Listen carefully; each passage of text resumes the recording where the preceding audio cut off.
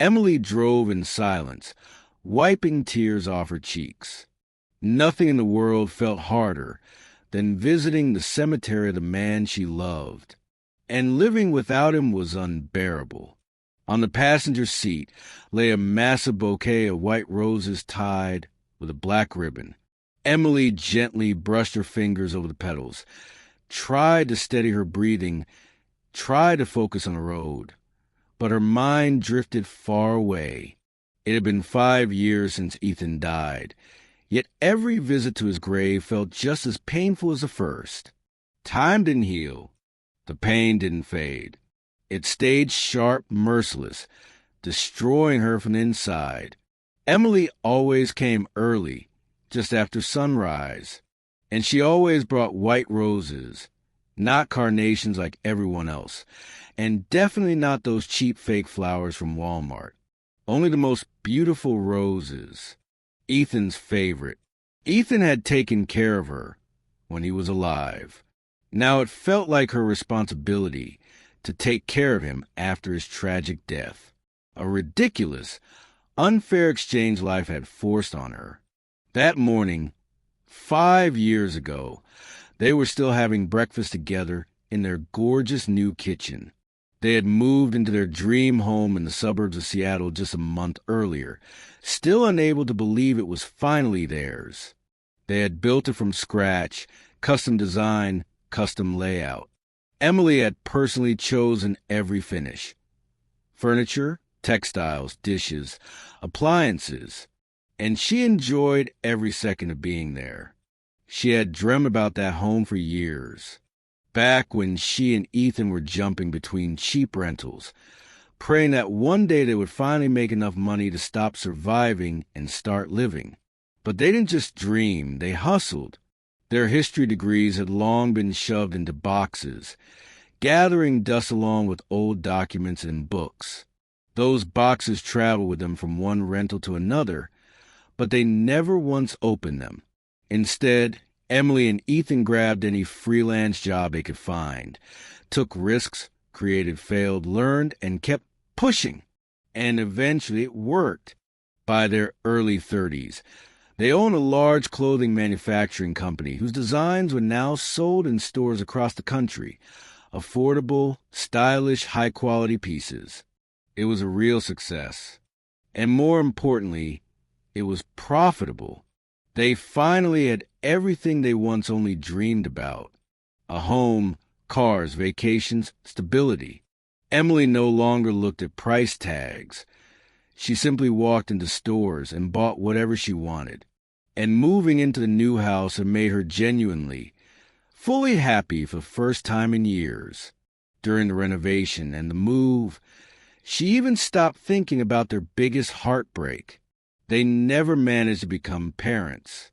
That Friday morning, they were having breakfast and talking about how to spend their first free evening in months. "Let's just stay home, Ethan," she said. "Watch a movie, I'll make popcorn." "Babe, that's boring," he laughed. "I already have an idea. I booked us a table at the Skyview Tower restaurant. Window seat. We're going to drink the most expensive wine they have and look over the whole city. But only if you wear that long black dress I like." "Oh my God, you're such a romantic." Emily smiled. "Skyview Tower?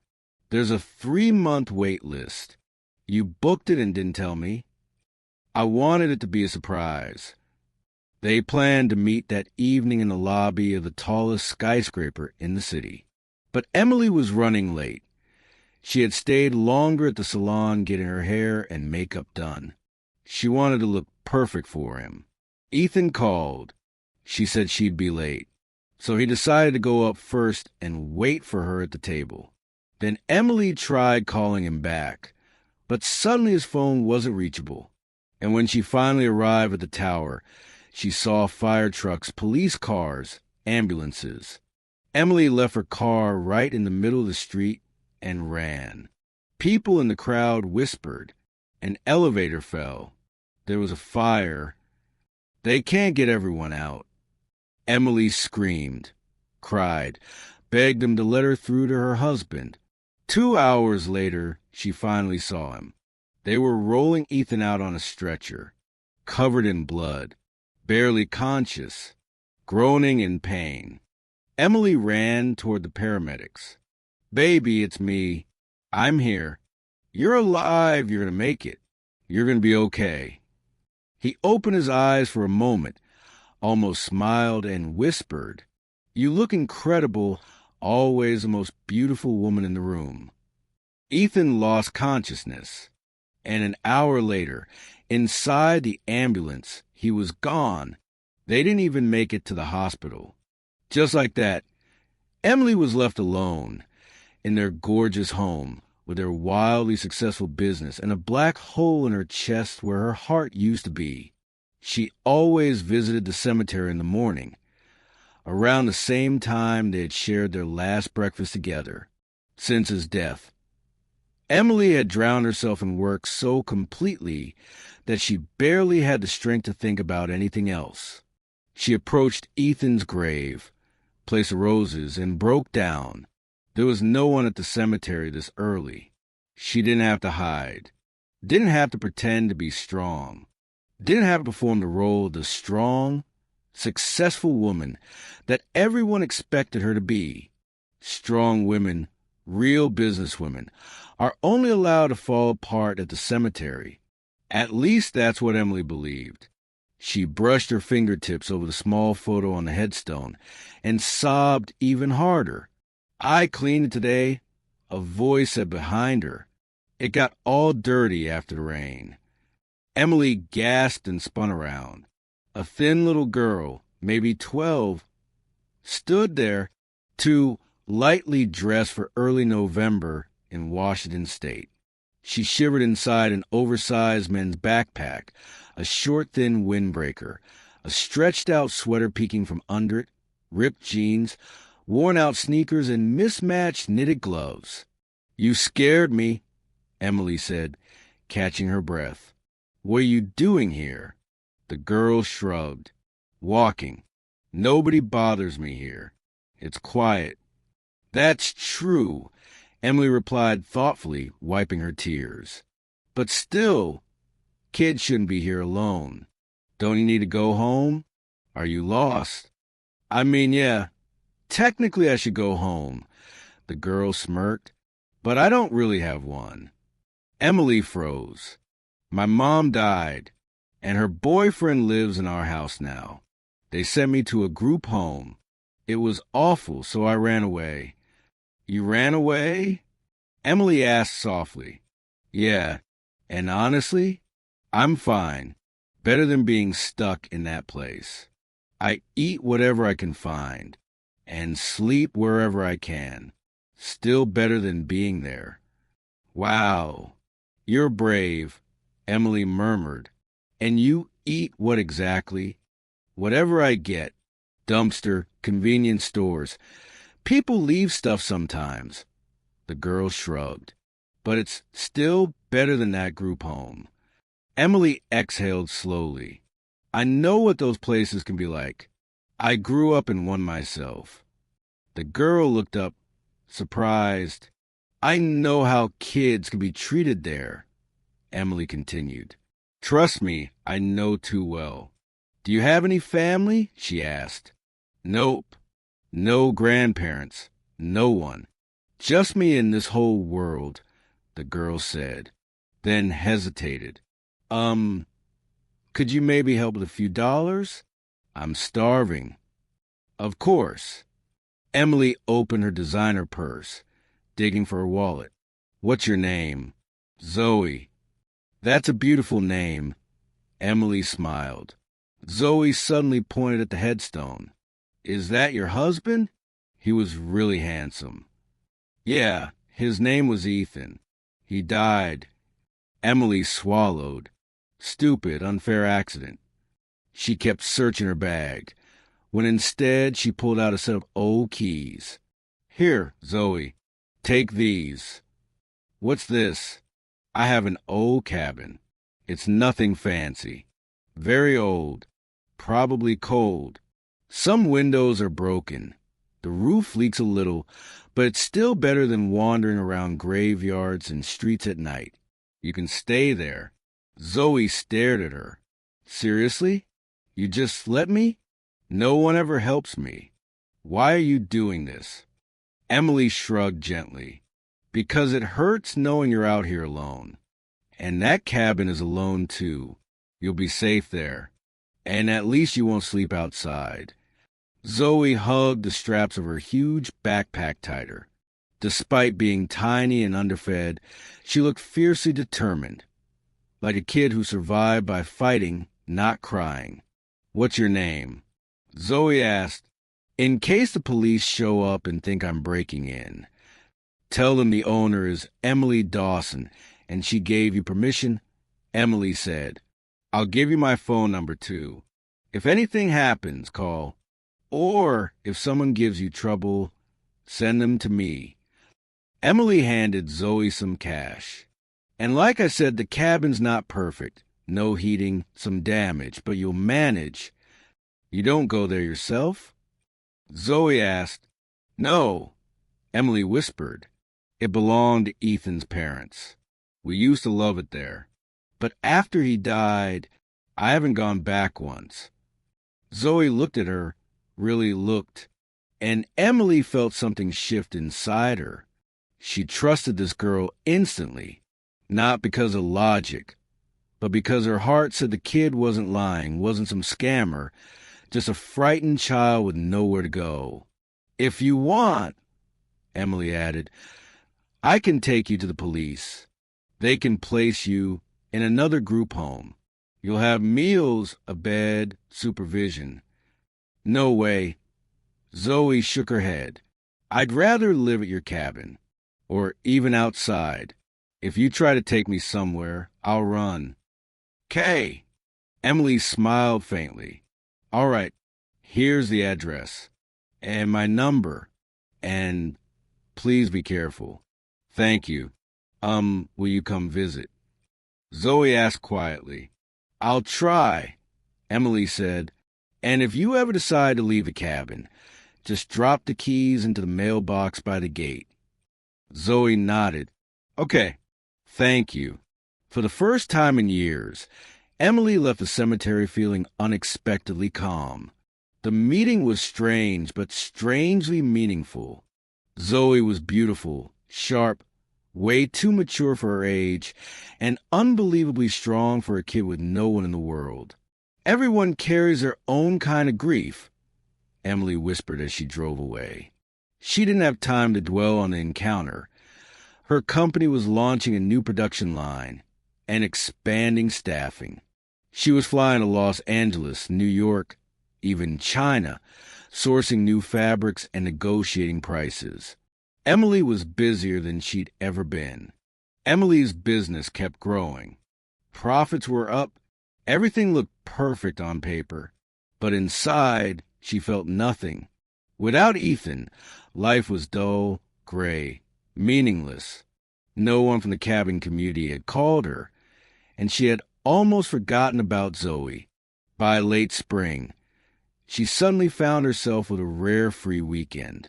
There was nothing to do at home, so she decided to drive out to the cabin, see its condition, maybe finally consider selling the land.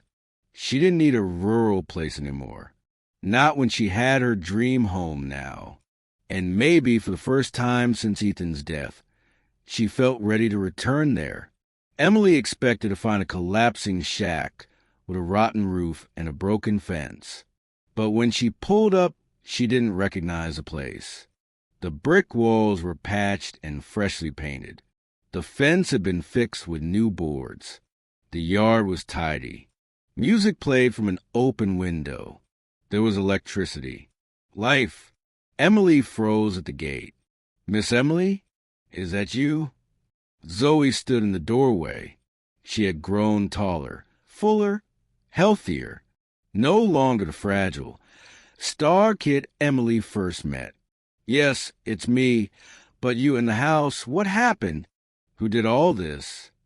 "Oh, me and Mr. Sam, and his daughter Katie." "Who's Sam?" Emily blinked. Come in. I'll explain everything. Zoe pulled her inside. Emily couldn't believe her eyes. The cabin was spotless, walls freshly whitewashed, old curtains washed and hanging neatly. The vintage rugs, Ethan's mom's favorites, were cleaned and laid out perfectly. How did you do all this? Emily asked in shock. I told you it wasn't just me. Your neighbor helped. He's a military doctor. His daughter's name is Katie. I met them right after I moved in.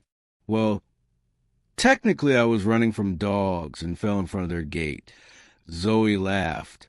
Katie saw me, helped me, told me she lived with her dad. He patched me up, bandaged me.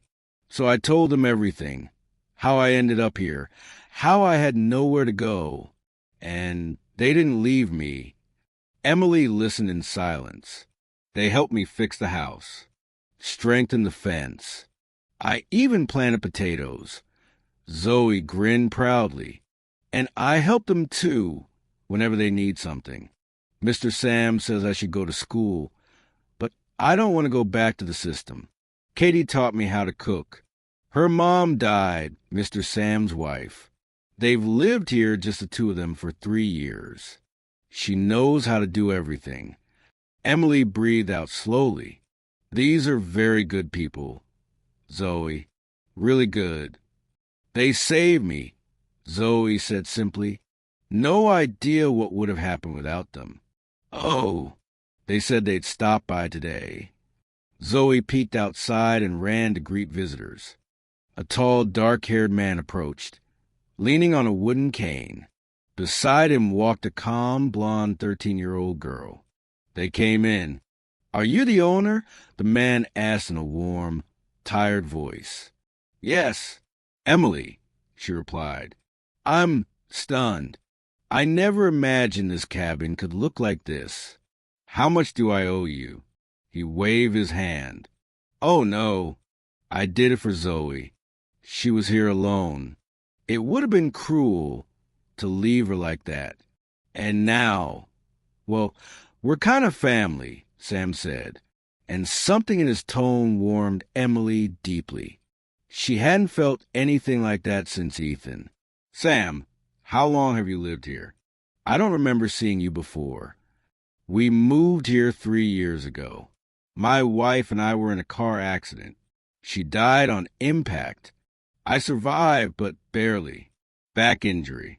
Been limping since. Couldn't stay in the city anymore. Too many memories. Katie felt terrible there, too. So we left everything behind and came here. Thought it'd be temporary. But looks like we stayed forever. He smiled at his daughter. She studies online. Languages, mostly. She's doing all right. And then last fall, Zoe showed up. She should really be in school, he added softly. But I can't enroll her. She needs a guardian. And, well, I'm sick. My spine injury got worse. I need an expensive surgery. I can't leave the girls. And the longer we wait, the less chance I have. He paused. I'm trying my best. Teaching Katie to be independent. But if I go into surgery, I honestly don't know if I'll survive. He swallowed. I lost my wife. I can't leave 2 girls completely alone. Emily felt her heart squeeze.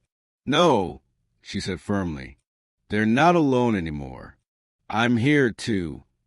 Sam looked at her with surprise. How much is your surgery? And where's the best place to get it? He hesitated. Emily answered her own question. Money isn't more precious than life. We'll figure it out. She admired his strength, his pain, his perseverance.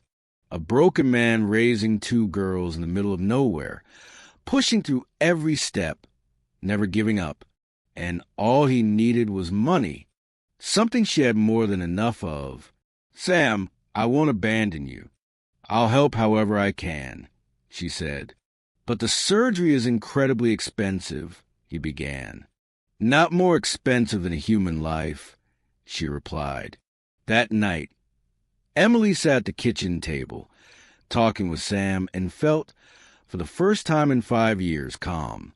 Her grief, once a crushing weight, suddenly felt lighter. Maybe that's what happens when you meet someone who understands your soul.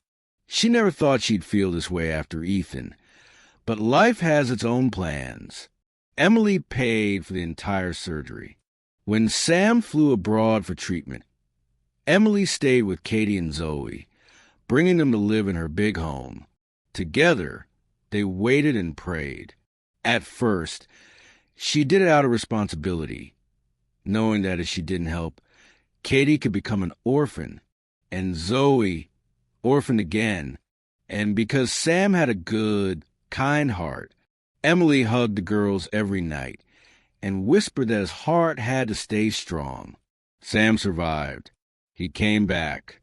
He recovered in their city's clinic, and Emily visited him constantly with the girls. She helped get Zoe officially placed under her guardianship.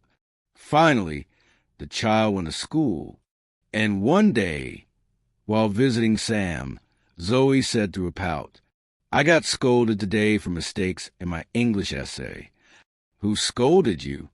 Sam asked. "Your teacher?" "No, my mom." "Mom, Emily. I just can't get these tenses right." Zoe sighed. Emily stared at her.